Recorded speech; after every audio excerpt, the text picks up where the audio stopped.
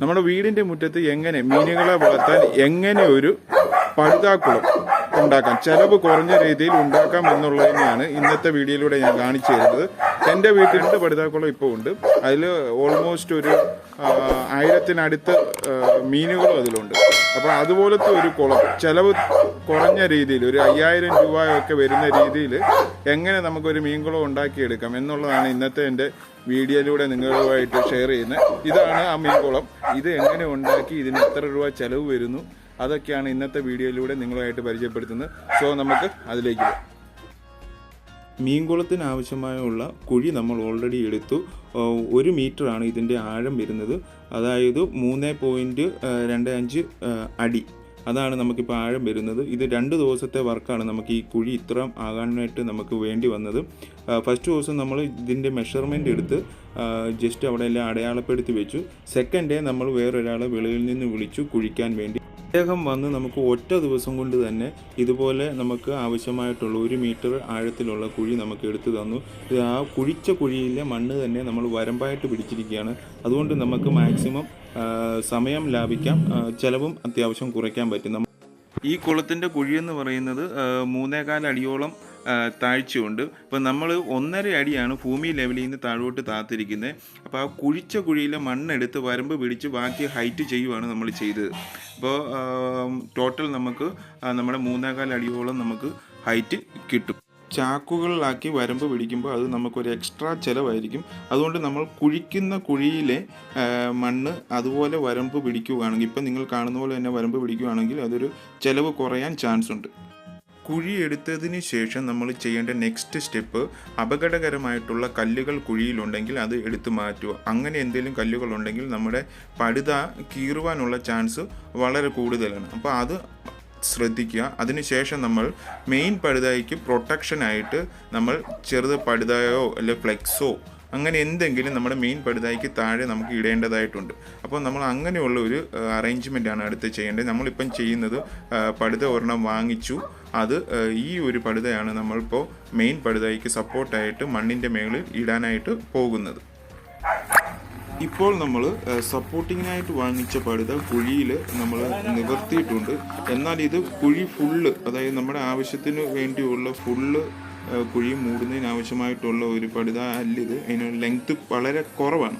ഇപ്പം നമുക്ക് ഇത് ഫുൾ സൈഡ്, നമുക്ക് മെയിൻ പടുത ഇടുന്നതിന് മുന്നേ തന്നെ ഫുൾ സൈഡ് നമുക്ക് കവർ ചെയ്യേണ്ടതായിട്ടുണ്ട്, സപ്പോർട്ടിങ്ങിന് വേണ്ടി കവർ ചെയ്യേണ്ടതായിട്ടുണ്ട്. അപ്പം നമ്മളിനി അടുത്തത് നോക്കുന്നത് ഇപ്പോൾ വേറെ ഏതെങ്കിലും ഒരു പടുതാവിടെ എടുത്ത് 2 സൈഡും ഫുള്ളായിട്ട് നമ്മൾ കവർ ചെയ്യാനായിട്ടാണ്. ഇപ്പോൾ നമ്മൾ ചെയ്തുകൊണ്ടിരിക്കുന്ന ഈ ഒരു സ്ഥലത്ത് നേരത്തെ ഇവിടെ തന്നെ പ്രാവിനെ വളർത്തുന്നുണ്ട്. അപ്പം പ്രാവിനെ ഇറങ്ങി നടക്കാനായിട്ടുള്ള ഒരു അറേഞ്ച്മെൻറ്റ് ചെയ്ത സ്ഥലമായിരുന്നു. അതാണ് ഈ കാണുന്ന നെറ്റൊക്കെ ഇവിടെ വരാൻ കാര്യം. ഇങ്ങനെ നെറ്റ് വന്നതുകൊണ്ട് തന്നെ നമുക്ക് പലപ്പോഴും ജോലി ചെയ്യാനായിട്ട് ടൈം പൊക്കോണ്ടേയിരിക്കും. ഈ നെറ്റിൻ്റെ ഇടയിൽ കൂടെ ഒക്കെ ഇട്ട് കയറൊക്കെ ഇട്ട് വേണം നമുക്ക് കെട്ടുവാനും അങ്ങനെയുള്ള കാര്യങ്ങളൊക്കെ ചെയ്യുവാനായിട്ട്. അപ്പോൾ നമ്മൾ ഇപ്പോൾ നമ്മുടെ 2 സൈഡും കവർ ചെയ്യാൻ വേണ്ടി വേറെ പടുതകൾ ഒരു സൈഡ് ഫുള്ള് കംപ്ലീറ്റ് ആയിട്ട് നമ്മൾ വെച്ചിട്ടുണ്ട്. ഇതിന് ശേഷം നമ്മുടെ ആ വൈറ്റ് പടുത സപ്പോർട്ടിങ്ങിന് വേണ്ടിയുള്ള മറ്റു പടുത ഇതുപോലെ നമ്മൾ കവർ ചെയ്യാനായിട്ട് പോവുകയാണ്. അപ്പോൾ നമുക്ക് ഇങ്ങനെ കവർ ചെയ്യാനായിട്ട് പറ്റും. ഫുള്ളായിട്ട് നമുക്ക് കവർ ചെയ്തതിന് ശേഷം വേണം നമ്മൾ മെയിൻ പടുത ഇതിൻ്റെ പുറത്ത് നമ്മൾ വെക്കുവാനായിട്ട്. ഒരു സൈഡ് നമ്മൾ ഓൾറെഡി ഇപ്പം പടുത സപ്പോർട്ടിങ് ചെയ്തിട്ടുണ്ട്. ഇപ്പോൾ ഈ കാണുന്ന നീലപ്പടുത നമ്മൾ ഓൾറെഡി സപ്പോർട്ടിങ്ങിന് വേണ്ടി ഇട്ടു. ഇനി ബാക്കി സ്ഥലങ്ങളിൽ നമുക്ക് പടുത സപ്പോർട്ടിങ്ങിന് വേണ്ടി ഇടേണ്ടതായതുകൊണ്ട് ഇപ്പം നമ്മൾ അതിനുള്ള പ്രവർത്തനങ്ങളിലാണ് ഇപ്പം നമ്മൾ ചെയ്തുകൊണ്ടിരിക്കുന്നത്. ലാസ്റ്റ് നമ്മൾ അറ്റ കൈ തന്നെ ചെയ്യേണ്ടി വന്നു. നമ്മൾ അറേഞ്ച് ചെയ്ത് വെച്ചിരുന്ന നെറ്റ്, പ്രാവിന് വേണ്ടി അറേഞ്ച് ചെയ്തിരുന്ന നെറ്റ് നമ്മളിപ്പം കട്ട് ചെയ്ത് നമ്മുടെ ആവശ്യത്തിനായിട്ട് മാറ്റുകയാണ്. ഇതിന് ശേഷം വീണ്ടും നമുക്കത് തയ്ച്ച് ഉള്ളത് കൊണ്ട് തന്നെ നമ്മളിപ്പോൾ അത് കട്ട് ചെയ്ത് മാറ്റുകയാണ് നമ്മുടെ പണി എളുപ്പമാക്കാൻ വേണ്ടി. നമ്മുടെ വർക്ക് സുഖകരമായി ചെയ്യുന്നതിന് വേണ്ടി നമുക്കുണ്ടായിരുന്ന ഡിസ്റ്റർബൻസ് ഒക്കെ നമ്മളിപ്പോൾ അത്യാവശ്യം മാറ്റിയിട്ടുണ്ട്. തുടർന്ന് നമുക്ക് വർക്കിലേക്ക് പോകാം. നമുക്ക് ജോലിയിൽ ഒരു സ്വല്പം ഇടവേള കിട്ടിയപ്പോൾ ഈ പറമ്പിൽ തന്നെ നല്ല ലോലോലിക്ക ഉണ്ടായിരുന്നു. ഇതിന് ചിലയിടങ്ങളിൽ റൂബിക്കാന്ന് പറയും. അതൊക്കെ കഴിച്ച് നല്ല പുളി ഉണ്ടായിരുന്നു കേട്ടോ. എനിവേ നമ്മൾ വീണ്ടും വർക്കിലേക്ക് കിടക്കുകയാണ്. ഇപ്പോൾ നമ്മൾ നമ്മുടെ സപ്പോർട്ടിംഗ് ആയിട്ടുള്ള മെയിൻ പടുതായ്ക്ക് സപ്പോർട്ടിംഗ് ആയിട്ടുള്ള പടുത ഇപ്പം നമ്മൾ ഓൾറെഡി നിക്ഷേപിച്ച് കഴിഞ്ഞു. ഇനിയിപ്പം നമ്മൾ അതിൻ്റെ എല്ലാം ചെയ്തിട്ടൊന്ന് ജസ്റ്റ് ഒന്ന് ഓവറോൾ നോക്കുവാണ് എങ്ങനെയുണ്ട് കാര്യങ്ങളൊക്കെ നമ്മളിപ്പോൾ അത് മണ്ണിനോട് മാക്സിമം ചേർന്ന് കിടക്കണമല്ലോ, ആ കുഴിവ് അതുപോലെ വരണമല്ലോ, അതിനുവേണ്ടി നമ്മളിപ്പോൾ ചെക്ക് ചെയ്തുകൊണ്ട് ഇരിക്കുകയാണ്. ഇനിയാണ് നമ്മൾ മെയിനായിട്ടുള്ള പടുത കുളത്തിലേക്ക് നിക്ഷേപിക്കാൻ പോകുന്നത്. ഇപ്പോൾ ഇവിടെ ഉള്ളത് 24x18 അടി ഉള്ള ഒരു പടുതയാണ്. ഇത് നമ്മളിപ്പോൾ കുളത്തിലേക്ക് നിക്ഷേപിക്കാൻ പോവുകയാണ്. നമ്മളെപ്പോഴും കുളത്തിലേക്ക് നിക്ഷേപിക്കുമ്പോൾ പടുത എടുത്ത് സെൻട്രൽ ഭാഗത്ത് ഇതുപോലെ വയ്ക്കുക.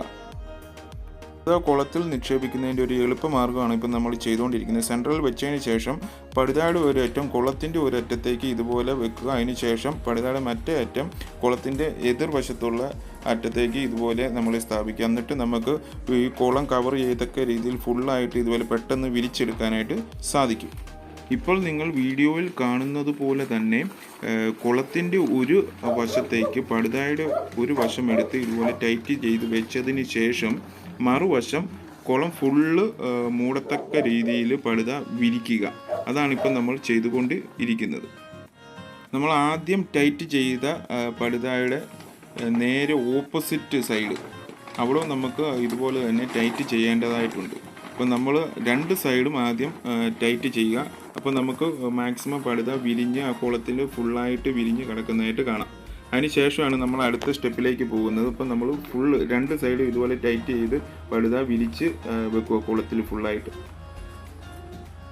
നമ്മളിപ്പോൾ പടുത കുളത്തിൻ്റെ രണ്ട് സൈഡിലായിട്ട് ഓൾറെഡി ടൈറ്റ് ചെയ്ത് വെച്ചിരിക്കുകയാണ്. ഇനിയിപ്പോൾ നമുക്ക് ഇനിയും രണ്ട് സൈഡുകളുണ്ട്. അതും ജസ്റ്റ് ഒന്ന് നമുക്ക് ഒന്ന് ഉടക്കി ഇടേണ്ടതായിട്ടുണ്ട്, ടൈറ്റ് ചെയ്യേണ്ടതായിട്ടുണ്ട്. അതിന് ശേഷം മാത്രമേ നമുക്ക് പടുത കുളത്തിലേക്ക് വെള്ളം ഒഴിക്കാനായിട്ട് സാധിക്കുള്ളൂ. ഇപ്പം നമ്മളിപ്പോൾ 4 സൈഡും ഓൾറെഡി ചെയ്ത് കഴിഞ്ഞിരിക്കുന്നു, ടൈറ്റ് ചെയ്ത് കഴിഞ്ഞിരിക്കുന്നു. ഇനിയിപ്പോൾ നമുക്കിതിലേക്ക് വാട്ടർ ഫില്ല് ചെയ്യും. ഇപ്പം നമുക്ക് കാണുമ്പോഴത്തേക്കിന് നിങ്ങൾക്ക് കാണാൻ സാധിക്കും പല സൈഡും വലിഞ്ഞാണ് നിൽക്കുന്നത്. ഇതിൽ വെള്ളം വരുമ്പോഴത്തേക്കിന് നമ്മളിപ്പോൾ ലൂസാക്കി ഇട്ടിരിക്കുന്ന പടുതയൊക്കെ ഓട്ടോമാറ്റിക്കലി ഫില്ലായി ഇതിൽ കറക്റ്റ് സ്യൂട്ടാവും.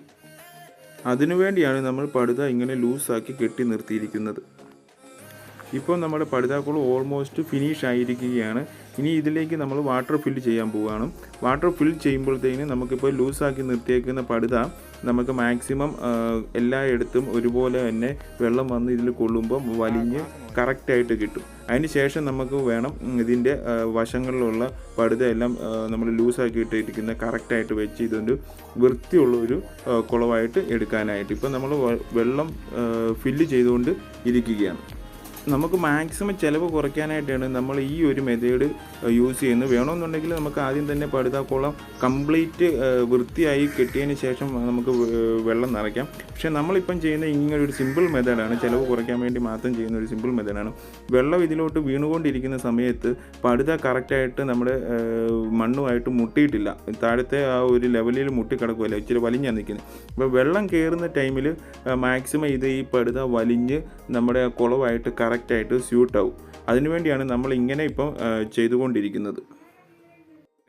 ഇപ്പോൾ നമ്മുടെ പടുത കുളത്തിൽ ഓൾമോസ്റ്റ് വാട്ടർ ഫില്ലായിട്ടുണ്ട്. ഇപ്പോൾ നിങ്ങൾക്ക് ഈ സൈഡിലുള്ള പടുത നമുക്ക് ശ്രദ്ധിക്കുമ്പോൾ കാണാൻ മനസ്സിലാവും, ആദ്യത്തെ പോലെയല്ല, ഇത് വാട്ടർ ഫില്ലായ ടൈമിൽ കറക്റ്റായിട്ട് പടുത എല്ലാം വലിഞ്ഞ് സെറ്റായിട്ടുണ്ട്. അപ്പോൾ നമുക്കിപ്പോൾ ഇതിനു വേണ്ടിയാണ് നമ്മളിങ്ങനെ അവസാനം പടുത ക്ലിയർ ചെയ്യാമെന്നുള്ള രീതിയിൽ ലൂസാക്കി കെട്ടിയിരുന്നത്.